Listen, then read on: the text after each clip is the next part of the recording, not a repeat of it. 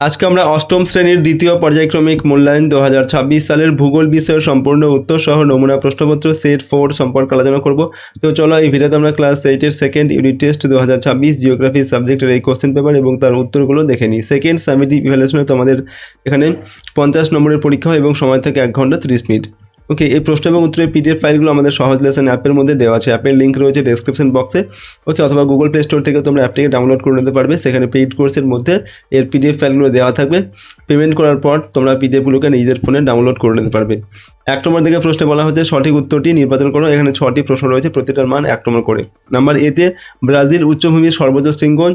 এখানে অপশন রয়েছে দেখো অ্যাকনকাগুয়া, রোরোইমা, এরপর পিকো ডো বান্ডাইরা। সঠিক উত্তর হবে পিকো ডো বান্ডাইরা। পৃথিবীর রবারের রাজধানী বলা হয় বাফেলো, অ্যাক্রন না ডেট্রয়েটকে? সঠিক উত্তর হবে অ্যাক্রনকে। প্রতিভ ঘূর্ণপাত উচ্চ মধ্যম না নিম্ন অক্ষাংশে সৃষ্টি হয়? উচ্চ অক্ষাংশে সৃষ্টি হয় প্রতিভ ঘূর্ণপাত। কর্ডিলেরা শব্দের অর্থ হলো শৃঙ্খল, বিন্যাস না বিস্তৃত?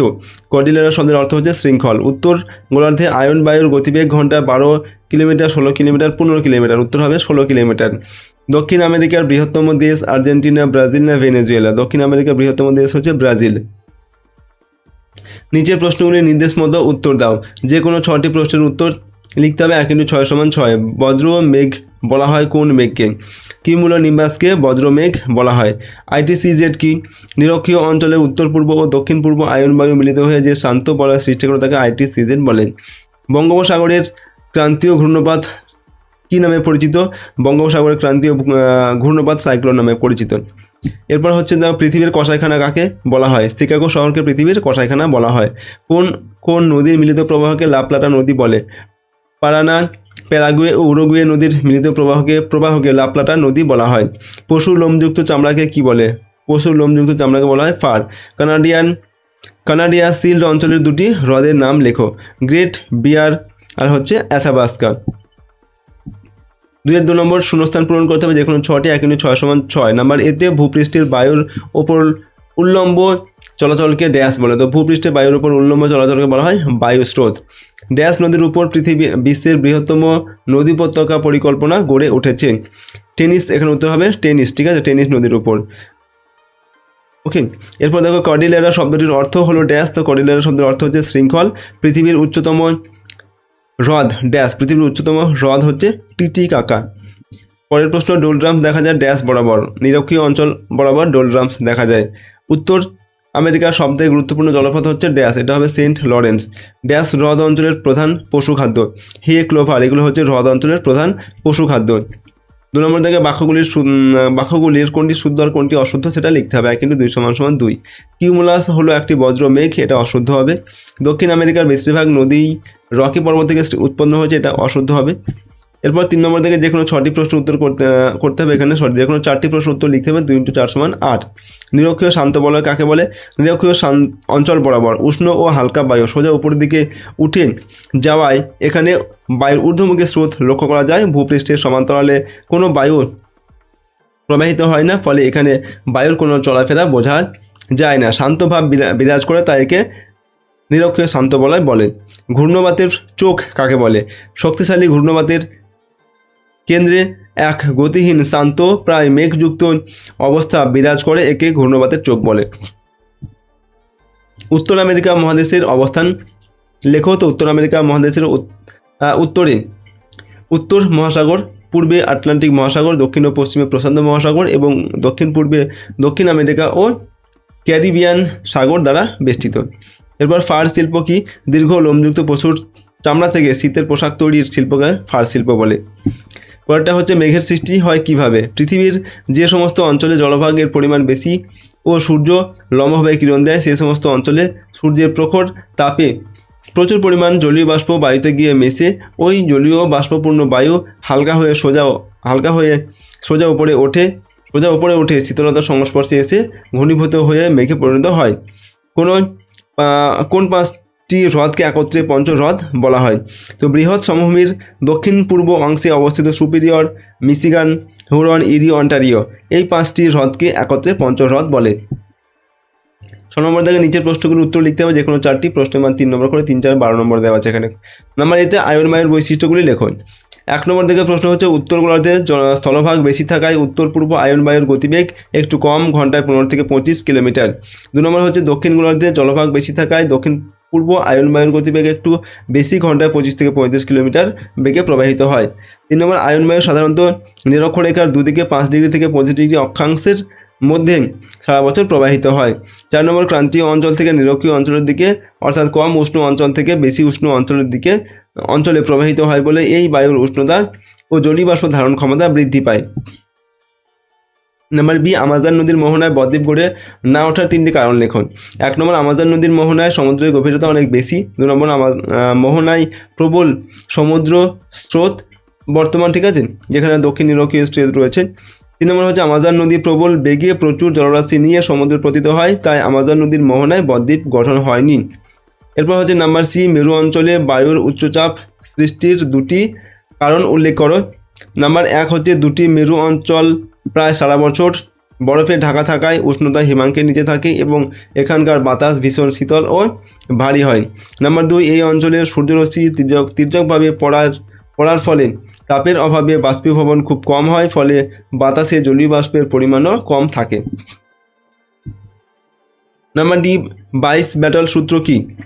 তো ডাচ আবহাওয়াবিদ বাইস ব্যাটল 1857 সালে বায়ুচাপের পার্থক্য ও বায়ু প্রবাহের মধ্যে সম্পর্ক উল্লেখ করেন। তার মতে উত্তর গোলার্ধে বায়ু প্রবাহের দিকে পিছন ফিরে দাঁড়ালে ডান দিকের তুলনায় বাম দিকের বায়ুতে চাপ কম অনুভূত হয়, অর্থাৎ ডান দিকে বায়ুর উচ্চচাপ ও বাম দিকে বায়ু নিম্নচাপ বিরাজ করে এবং দক্ষিণ গোলার্ধে এর ঠিক বিপরীত অবস্থার সৃষ্টি হয়।